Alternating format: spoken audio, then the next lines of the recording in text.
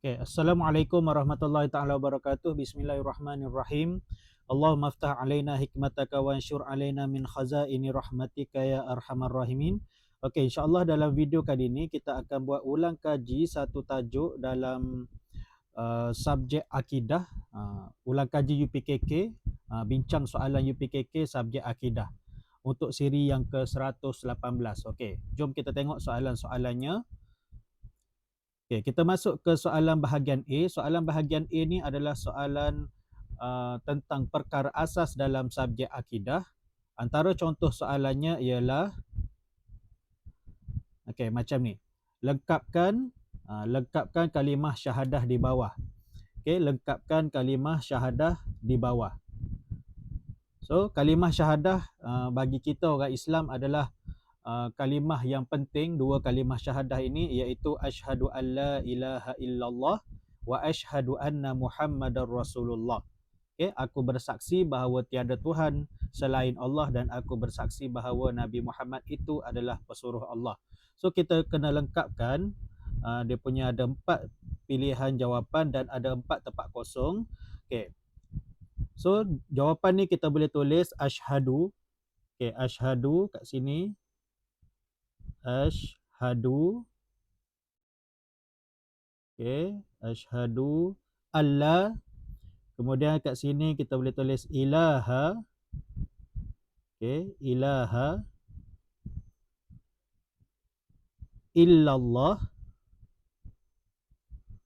Illallah. Wa asyhadu anna muhammadan. Muhammadan Rasulullah. Dah selesai. Jawab soalan yang pertama, asyhadu alla ilaha illallah wa asyhadu anna muhammadar rasulullah. Lengkapkan kalimah syahadah di bawah dan yang ini sudah pun lengkap. Kita tengok soalan bahagian A yang seterusnya adalah dia kata suaikan penyataan berikut. Suaikan penyataan berikut. So dia bagi kat sini, kita kena suaikan sama ada ianya adalah nama Rasul ataupun nama malaikat untuk yang kat sebelah ni. First kita tengok Jibril. Jibril dulu. Jibril ni nama malaikat ataupun nama Rasul? Jibril adalah nama malaikat. So kita ambil kat sini, kalau awak gunalah pembaris letak dekat nama malaikat. Jibril. Kemudian yang kedua adalah Musa. Musa ni adakah ianya nama malaikat ataupun nama Rasul? Musa adalah nama Rasul. So kita ambil Musa ni, kita suaikan kepada nama Rasul. Kemudian yang ketiga adalah Mikail. Mikail ni nama malaikat ke nama Rasul? Jawapannya nama malaikat. Mikail nama malaikat, tulis kat sini, gariskan kepada nama malaikat. Seterusnya adalah yang keempat, Ridwan. Ridwan ni nama malaikat ke nama Rasul? Ridwan juga nama malaikat. So kita gariskan kepada nama malaikat. Kemudian nama yang seterusnya, nama yang kelima adalah Daud. Daud ni nama malaikat ke nama Rasul? Daud nama Rasul kan. So kita suaikan Daud kepada nama Rasul. Kemudian nama yang terakhir yang keenam adalah Muhammad. Muhammad ni nama malaikat ke nama Rasul? Tentulah nama Rasul, Nabi Muhammad, Nabi kita, Nabi Muhammad sallallahu alaihi wasallam. Suaikan. Ikut kategori yang betul. Baik, seterusnya kita tengok kepada soalan bahagian B. Soalan bahagian B ni adalah soalan berbentuk objektif yang aneka pilihan, aneka jawapan, yang mana dia akan bagi awak satu soalan dan ada pilihan jawapan yang mewakili huruf alif, ba, jim dan dal. Jom kita tengok soalannya. Soalan dia, arahan soalan dia adalah bulatkan jawapan yang betul. Bulatkan jawapan yang betul. Soalan pertama adalah apakah hukum beriman kepada malaikat? Okey, kat sini dia tulis hukum beriman. Okey. So, mana-mana hukum beriman dalam subjek akidah, jawapannya mesti wajib. Okey, hukum beriman ataupun hukum mempercayai, jawapannya mesti wajib. Okey, so kita bulatkan alif. Sebab jawapan alif ni adalah wajib. Ba sunat, jim harus, dal haram. Kalau hukum beriman ataupun hukum mempercayai dalam subjek akidah mesti wajib. Okey? Okey. Kemudian soalan yang kedua. Soalan yang kedua ni kita tengok. Orang yang tidak mempercayai kitab Allah dikira alif lemah, ba ingkar, jim kufur, dal gagal. Okey, orang yang tidak mempercayai kitab Allah dikira apa? Okey, kufur. Jawapannya kufur. Okey, sebab dia tidak mempercayai kitab Allah. So dalam akidah wajib beriman, kalau tidak beriman kufur. Wajib percaya, kalau tidak percaya jawapannya kufur. Kufur tu maksudnya keluar daripada agama Islam. Okey. Seterusnya nombor 3. Okey, soalan yang ketiga ni adalah dia tanya berikut adalah tanda-tanda besar hari kiamat kecuali. Okey, dia ada tanda besar hari kiamat. Okey, tanda besar hari kiamat. Tapi selepas tu dia ada kecuali. Okey, bila ada kecuali maksudnya yang kat sini dia nak yang bukan tanda besar. Okey, yang bukan tanda besar. Sebab apa? Sebab ada kecuali. Okey, kita baca satu persatu. Kalau alif turunnya Nabi Isa. Turunnya Nabi Isa ni tanda besar. Okey, munculnya Imam Mahdi. Munculnya Imam Mahdi tanda besar hari kiamat juga. Keluar Ya'juj dan Ma'juj. Ini juga tanda besar hari kiamat. Kemudian orang hina mendapat kedudukan terhormat. Yang ini tanda kecil. So, berikut adalah tanda-tanda besar hari kiamat. Bila ada kecuali, jawapannya adalah yang bukan tanda besar hari kiamat, iaitu dal. Orang hina mendapat kedudukan yang terhormat. Maksudnya, dia orang yang tidak berpegang teguh kepada agama sangat, ataupun orang yang sering melakukan maksiat, tapi dia dapat kedudukan yang terhormat, dihormati oleh orang lain, oleh sebab mungkin pangkat dia ke, harta dia ke. Okey, itu maksudnya orang hina mendapat kedudukan terhormat, tanda kecil hari kiamat. Okey, seterusnya kita tengok soalan nombor 4. Okey, soalan nombor 4, cara mencintai Al-Quran. Okey, dia nak cara mencintai Al-Quran. Ialah alif dibaca bila perlu, beramal dan memahami maknanya, ba jim tiada kesungguhan mempelajarinya, dal jadikan perhiasan di rumah. Okay, so kat sini cara mencintai Al-Quran ialah beramal dan memahami maknanya. Okay. Yang kelima. Okay, yang kelima, kesan beriman dengan sifat wahdaniyah Allah ialah kesan beriman sifat apa? Sifat wahdaniyah. Okey, sebelum jawab kita tengok dulu wahdaniyah ni maksud dia apa? Wahdaniyah adalah Allah Maha Esa ataupun tunggal ataupun satu. Okey, Allah ni satu saja, Esa. So, apakah kesan beriman? Okey, yang pertama ataupun alif, Allah memerlukan manusia untuk mentadbir alam. Bukan. Tidak sesekali mempersekutukan Allah, semua makhluk boleh menjadi Tuhan, suka menyalahkan orang lain. So, untuk kesan beriman, kita mesti cari ayat yang positif. Allah memerlukan manusia untuk mentadbir alam ni. Okey, negatif. Tidak sesekali mempersekutukan Allah. Positif. Semua makhluk boleh menjadi Tuhan. Negatif lagi. Suka menyalahkan orang lain pun negatif. So, jawapan dia yang positif adalah ba. Tidak sesekali mempersekutukan Allah. Mempersekutukan Allah ni maksudnya kita percaya dengan benda lain selain daripada Allah Subhanahu Wa Taala. Okey? So jawapan dia, kesan beriman untuk sifat wahdaniyah Allah ialah tidak sesekali mempersekutukan Allah. Soalan ke-6. Okey. Soalan ke-6 ialah sifat. Okey, sifat tepat kosong menunjukkan Allah Maha berkuasa. Sifat apa? Okey, sifat apa yang bermaksud Allah ni Maha berkuasa? Itu soalan yang dia nak. So kita kena baca dulu. Kidam. Okey. Alif kidam. Kidam maksudnya sedia ada. Iradah, berkehendak. Okey, berkehendak. Kudrah berkuasa. Okey, wahdaniyah ni esa, satu ataupun tunggal. So jawapan untuk Allah Maha berkuasa adalah kudrah. Okey, soalan ke-7. Okey, dia kata berikut adalah peranan Al-Quran kecuali.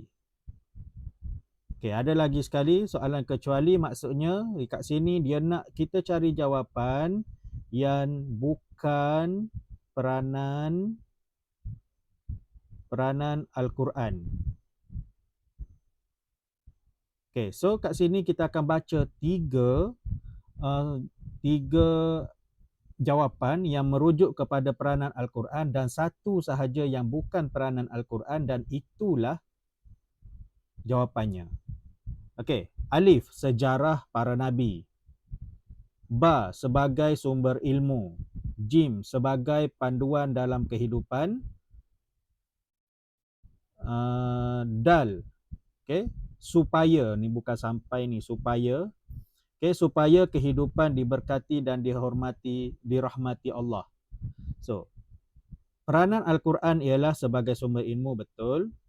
Sebagai panduan dalam kehidupan, betul. Supaya kehidupan diberkati dan dirahmati Allah pun betul.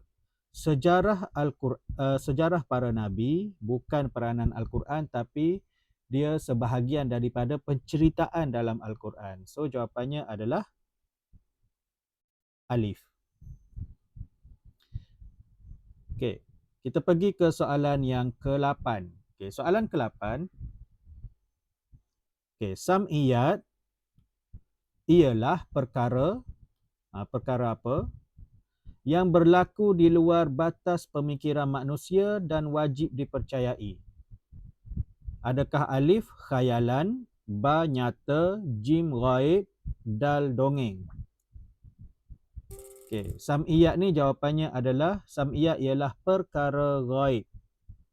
Perkara ghaib yang berlaku di luar batas pemikiran manusia dan wajib dipercayai. Maksud ghaib kat sini adalah kita tak boleh nak rasa, nampak ataupun sentuh perkara-perkara yang ghaib ni. Perkara-perkara sam'iyat ni, contoh dia macam syurga, neraka, pahala, dosa. Itu semua adalah perkara-perkara ghaib yang kita tak boleh nampak.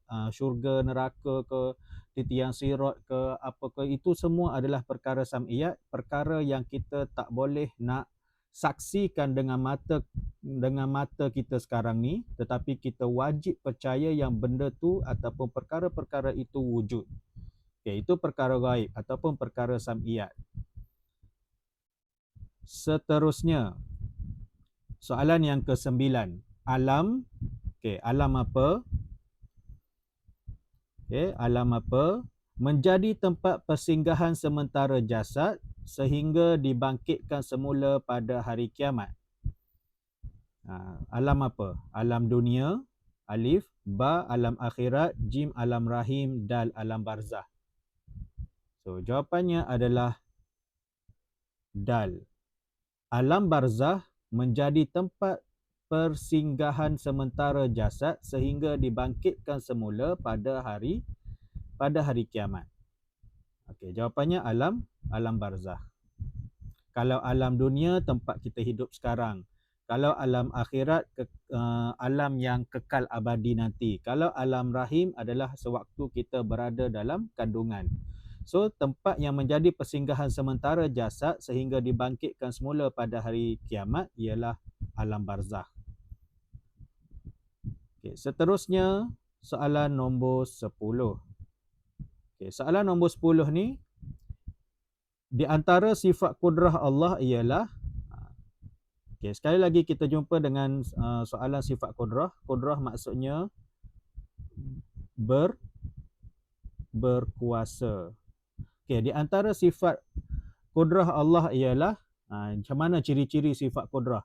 Mencipta alam ini. Nombor 1, mencipta alam ini. Okay, betul. Lemah dalam mengatur alam ini. Salah. Berkuasa di atas semuanya. Betul. Tidak tahu mencipta. Yang ni salah. So, Allah Maha berkuasa mencipta alam ini dan berkuasa di atas semuanya. So, jawapan yang tepat adalah 1 dan 3. Kita pilih jawapan 1 dan 3 adalah ba. Okey. Seterusnya kita masuk ke bahagian C. Bahagian C ni adalah soalan objektif ataupun soalan struktur pelbagai bentuk. Dia boleh jadi tanya awak dalam bentuk isi tempat kosong ke, suaikan ke, okey, whatever lah. So, kita tengok soalan dia. Soalan pertama, suaikan. Okey, soalan pertama arahan dia adalah suaikan. Dia ada beberapa perkara dalam sebelah sini dan apakah maksud dia. Okey, yang ni maksud dia. So, dia nak kita suaikan perkara dan maksud.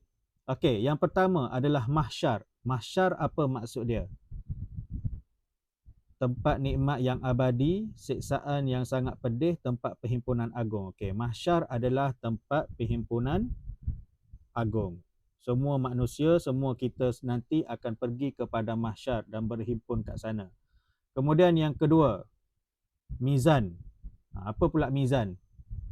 Mizan ialah mizan ialah penimbang amalan. Okey, penimbang amalan.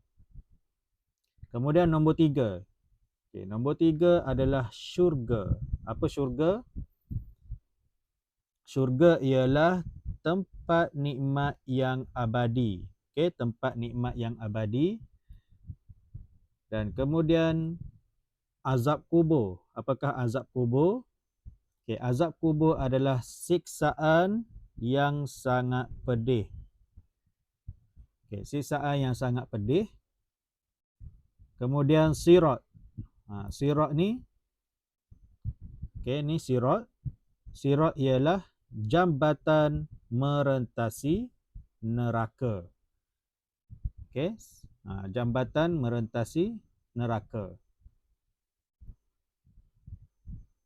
Okay. Kemudian soalan seterusnya adalah kelaskan jawapan mengikut kategori.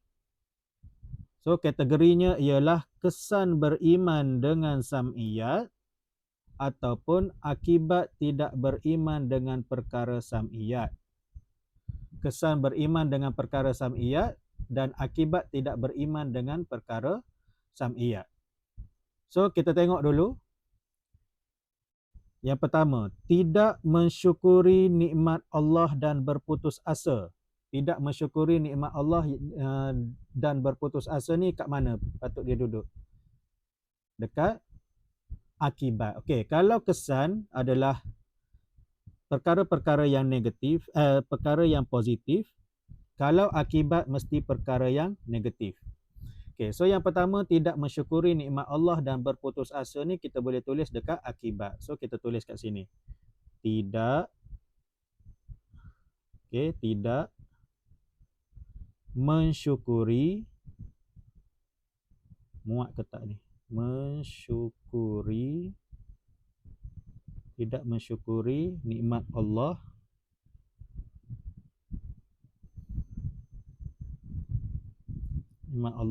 dan berputus asa. Berputus asa. Okey. Kemudian yang kedua, hidup dalam kegelisahan. Okey, hidup dalam kegelisahan ni akibat ke kesan? Kesan ke akibat? Dia positif ataupun negatif. So hidup dalam kegelisahan ni akibat sebab dia negatif. So kita tulis kat sini, saya tulis kat bawah sikit. Okey, hidup dalam kegelisahan. Kegelisahan. Okey. So kalau nampak macam ni, dua jawapan adalah duduk dekat akibat, maksudnya yang lain adalah kesan. Okey. Meningkatkan kesabaran manusia atas ujian daripada Allah. Betul, kesan beriman dengan sifat dengan perkara sam'iyat. So tulis kat sini. Allah. Sekejap. Okey, meningkatkan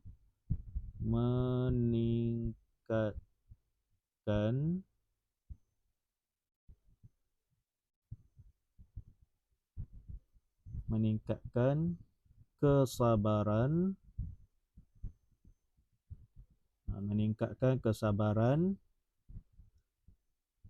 atas ujian. Nanti awak tulis cantik-cantik lah. Okey, daripada Allah. Kemudian seterusnya, tercapai segala tujuan dan hajat. Juga kesan beriman dengan perkara sam'iyat. Okey,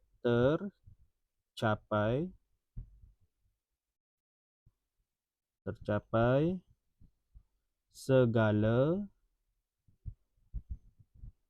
segala tujuan dan hajat. Okey. Kemudian yang ketiga, memberi kesedaran kepada manusia untuk beramal soleh. Okey. So kita tulis dekat nombor 3 ni, memberi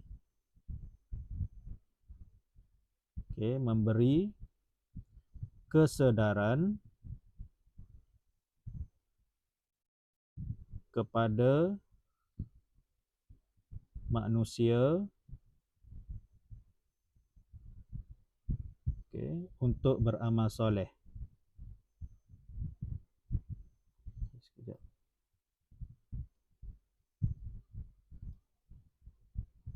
Untuk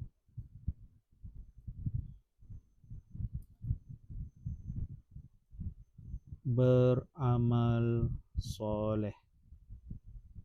Okey. Okey, selesai soalan kelaskan. Kita tengok soalan seterusnya. Okey, kat sini dia kata tandakan right pada peranan Al-Quran dan pangkah pada cara mencintai Al-Quran. So kita kena bezakan peranan ataupun cara. Kalau peranan tanda right, kalau cara mencintai tanda pangkah. Okey, kita tengok yang pertama, sebagai sumber ilmu. Okey, sebagai sumber ilmu ni peranan ke cara mencintai? Sebagai sumber ilmu ni adalah peranan. So kita tanda right. Okey, kemudian membaca setiap hari, membaca Al-Quran setiap hari. Ini adalah cara. Bila cara, tanda pangkah. Okey, kemudian yang ketiga, sebagai panduan hidup. Sebagai panduan hidup ni adalah peranan Al-Quran. Okey, kemudian nombor 4, supaya kehidupan diberkati. Supaya kehidupan diberkati ni adalah peranan Al-Quran, tanda right. Dan yang kelima, beramal dengan Al-Quran. Beramal dengan Al-Quran ni adalah cara mencintai Al-Quran. Kita tanda pangkah. So, kena bezakan antara peranan Al-Quran dan cara mencintai Al-Quran. Okay, soalan seterusnya. Arahan soalan dia adalah isi tempat kosong dengan jawapan yang betul. Okay, dia bagi kat sini ada 5 soalan dan 6 pilihan jawapan, iaitu harus, perantaraan, akal, hidup, bohong dan juga jujur. So, bila ada 6 pilihan jawapan ni, maksudnya akan ada satu pilihan jawapan yang kita tak akan guna. Make sure awak pilih jawapan tu betul-betul. Okay, soalan 1.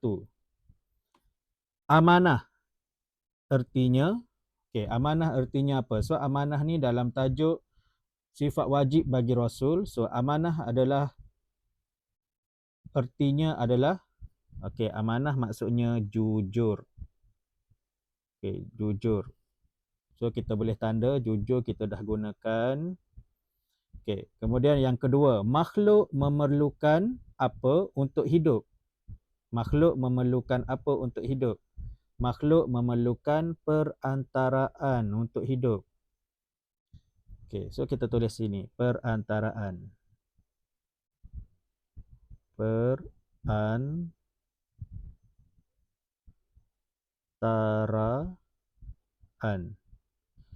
Maksud perantaraan kat sini, makhluk ni kena ada makan, kena ada minum, kena ada keluarga, baru dia boleh hidup. So maksudnya, benda-benda tu semua adalah perantaraan. Kena ada nyawa, kalau Allah tak bagi nyawa, tak hidup. Kemudian yang ketiga, Rasul seorang yang mempunyai apa? Yang cerdik. So kat sini kita boleh pilih jawapan dia akal. Rasul seorang yang mempunyai akal yang cerdik. Ini berkaitan dengan sifat fatanah. Fatanah, bijaksana, akal yang cerdik.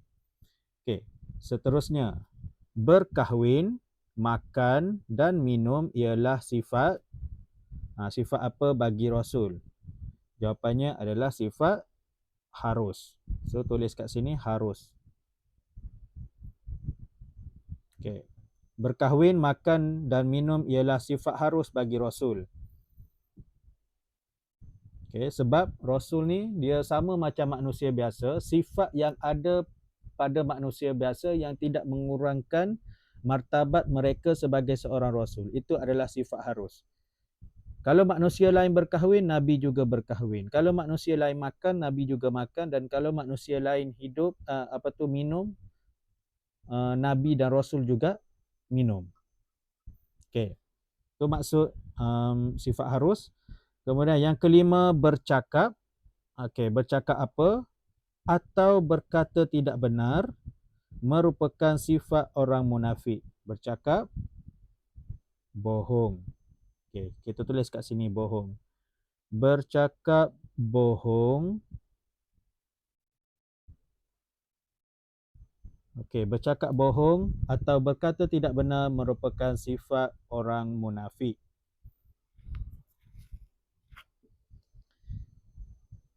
Soalan seterusnya.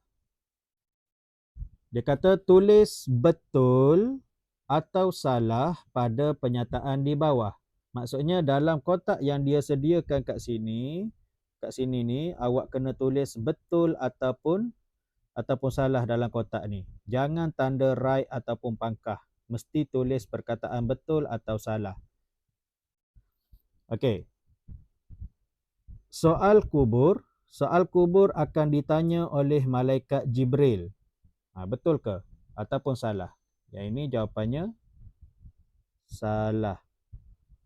Salah. Tulis dalam ni salah. Sebab soal kubur ni akan ditanya oleh Munkar dan Nakir.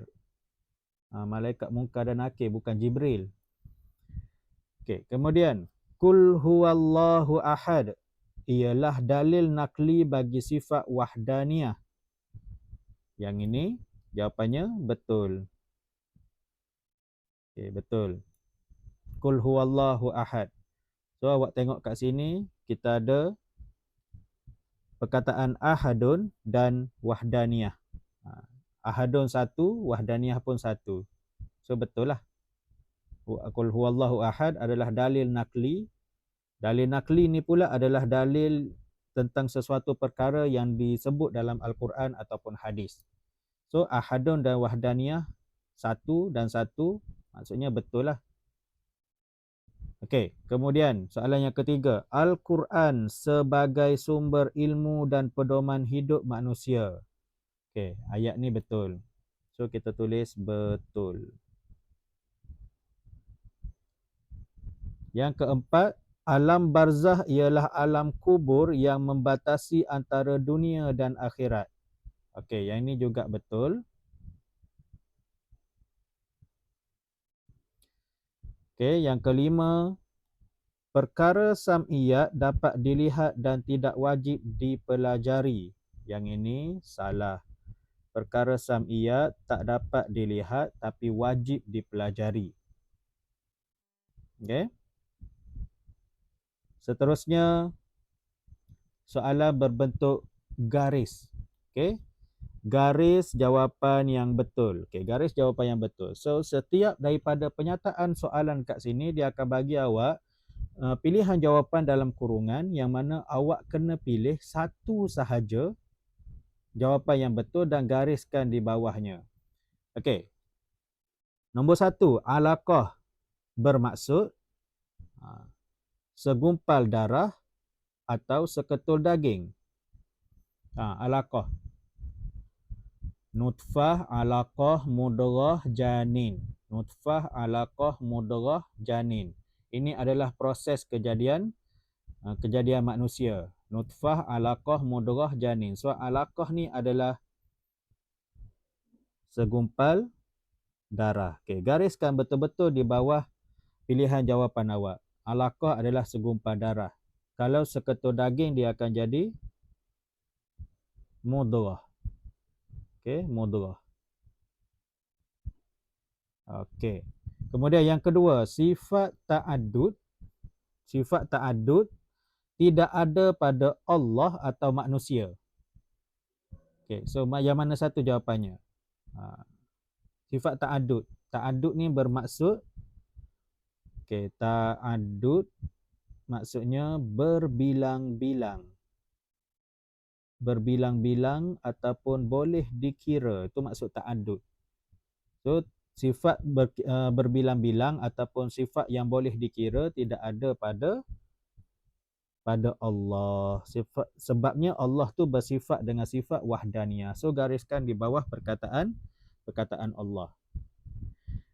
Okey, seterusnya adalah Allah menguasai separuh atau seluruh alam ini. Allah ni dia menguasai separuh ke seluruh alam? Mestilah seluruh. So jawapannya adalah seluruh. Kita gariskan di bawah perkataan seluruh. Nombor 4, Allah Maha berkuasa. Okey, Allah Maha berkuasa atau lemah dalam semua keadaan. So jawapannya adalah berkuasa. Okey, jawapannya adalah berkuasa. Yang kelima, fasa kelima kehidupan manusia adalah apa? Kanak-kanak ataupun mati. Okey, fasa kehidupan manusia. Fasa kehidupan manusia. Yang pertama adalah kanak-kanak. Okey. Kanak-kanak, remaja, dewasa, tua, mati. So 1, 2, 3, 4, 5. So dia tanya fasa kelima kehidupan. So mestilah mati. Okey. Seterusnya kita masuk ke soalan bahagian D. Soalan bahagian D ni adalah soalan-soalan subjektif yang mana Kebanyakan soalannya adalah dia tidak bagi pembayang jawapan untuk awak. So awak hanya boleh jawab soalan ni sekiranya awak membaca dan menghafal. Okey, contoh soalan dia adalah contoh soalan dia, soalan pertama, berapakah bilangan kitab yang wajib diketahui? Okey, berapa bilangan kitab yang wajib diketahui? Jawapannya adalah 4. Okey, 4 buah kitab. Okey, kalau kita tengok balik, kitab apa? Pertamanya adalah kitab Zabur untuk Nabi Daud. Yang kedua, kitab Taurat, Nabi Musa. Kemudian kitab Injil, Nabi Isa. Kemudian kitab Al-Quran, Nabi Muhammad. Ada 4 buah kitab yang kita wajib ketahui dan beriman. Okey, baik. Seterusnya adalah yang kedua, tuliskan 3. Dia dah bold dah tu. 3 kelebihan Al-Quran. Okey. Apa kelebihan Al-Quran? Yang pertama kita boleh tulis mukjizat. Okey, mukjizat terbesar. Mukjizat terbesar Nabi salah. Mukjizat terbesar Nabi Muhammad. Yang kedua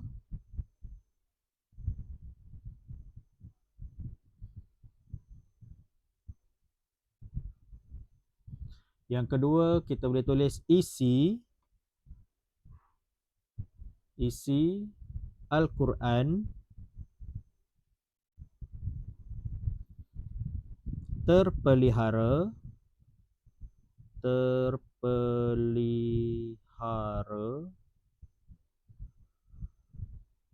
hingga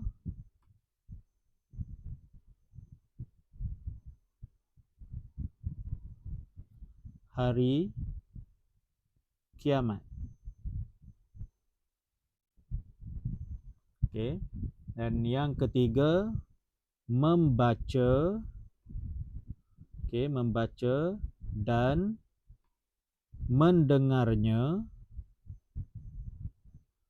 Membaca dan mendengarnya mendapat pahala.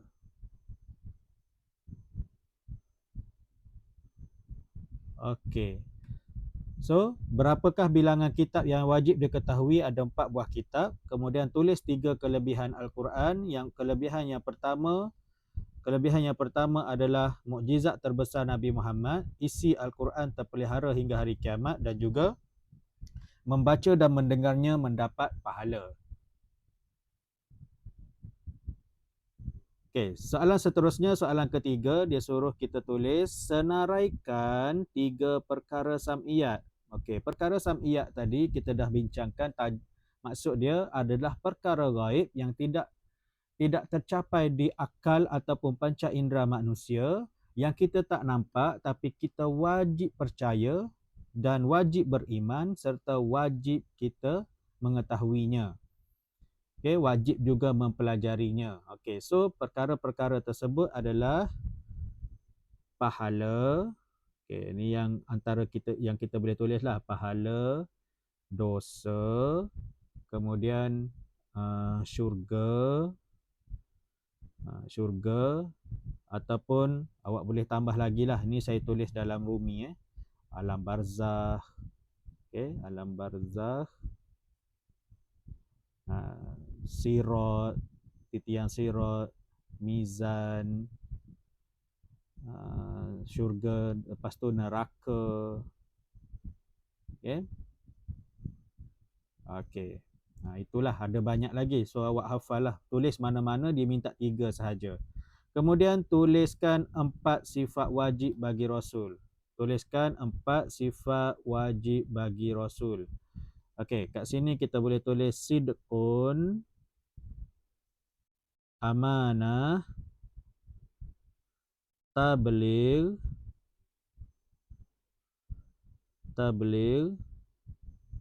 fatanah. Okey, fatanah. Sidqun, amanah, tabligh, fatanah. Ataupun maksud dia siddiq ni maksudnya yang kat sini dia tak suruh awak boleh juga tulis jawapan dia dalam maksud bagi sidqun, amanah, tabligh, fatanah ni. Contohnya dia kata tuliskan 4 sifat wajib bagi Rasul. Soalan dia macam ni je. So awak boleh tulis sama ada nak tulis bahasa Arab macam ni ataupun awak boleh tulis benar, okey, benar, jujur, menyampaikan,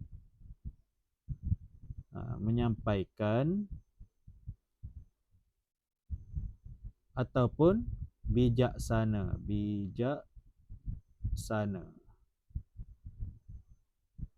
Okey. Itulah sifat wajib bagi Rasul. So kalau kita nak ulang kaji lagi, kita tulis pula sifat mustahil. Ni di luar daripada soalan lah. Sifat mustahil. Siddiq lawan dia kazib, iaitu dusta. Amanah lawan dia khianat. Okey, khianat. Tabligh lawannya kitman. Tabligh menyampaikan, lawannya adalah kitman, menyembunyikan. Fatanah bijaksana, lawan dia adalah baladah, iaitu bodoh. Okey. Kemudian soalan yang kelima. Okey, soalan kelima dia kata tulis 2 kesan beriman kepada hari kiamat. Tulis 2 kesan beriman kepada hari kiamat. So kita tulislah. Antaranya ialah, nanti saya tulis dulu, lepas ni saya ulang balik. Okey, manusia akan lebih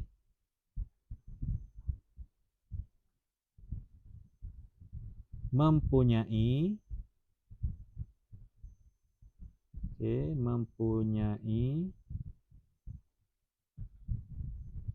keimanan yang teguh.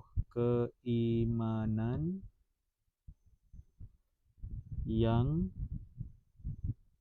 teguh. Okey, 1. Kemudian yang kedua, manusia akan taat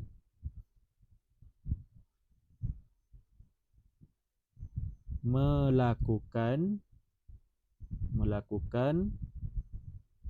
perintah Allah. Okey. Kesan beriman kepada hari kiamat, manusia akan lebih mempunyai keimanan yang teguh. Manusia akan taat melakukan perintah Allah. Okey, soalan yang keenam, jelaskan pengertian hari kiamat. Apa maksud hari kiamat? So, maksud hari kiamat ialah hari kebangkitan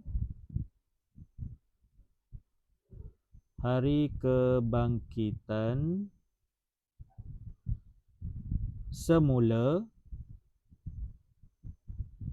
makhluk,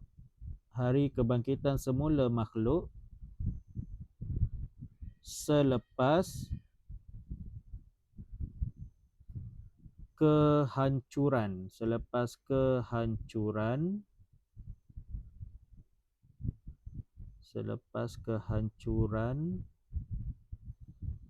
alam ini dan pembalasan.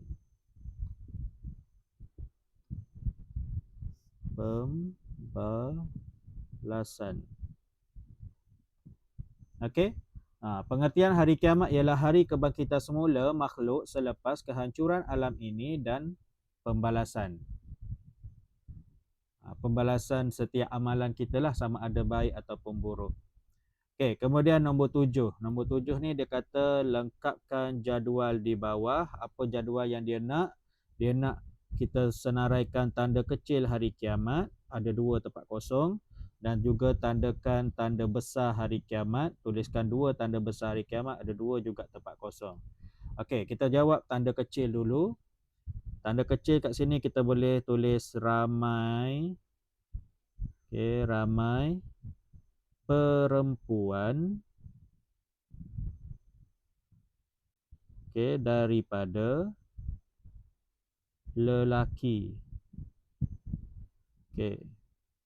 Yang kedua, banyak banyak berlaku pembunuhan. Banyak berlaku pembunuhan. So ramai perempuan daripada lelaki, banyak berlaku pembunuhan adalah tanda kecil hari kiamat. Ataupun awak bolehlah tambah lagi, awak nak tulis apa lagi? Orang yang hina diberi pangkat yang tinggi, ataupun orang hina mendapat kedudukan yang terpuji, ataupun berlumba-lumba mendirikan masjid, juga boleh dijadikan ataupun jawapan kepada tanda kecil hari kiamat. Tanda besar hari kiamat pula ialah kita boleh tulis kat sini keluar Ya'juj. Allah, apa saya tulis? Keluar Ya'juj dan Ma'juj. Keluar Ya'juj dan Ma'juj. Seterusnya matahari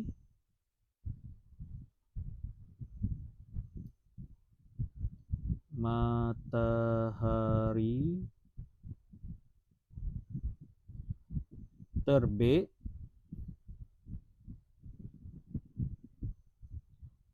sebelah barat. Ataupun awak nak tambah jawapan lain.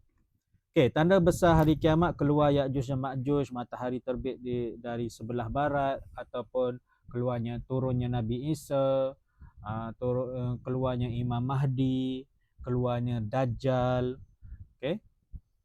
keluarnya asap tebal.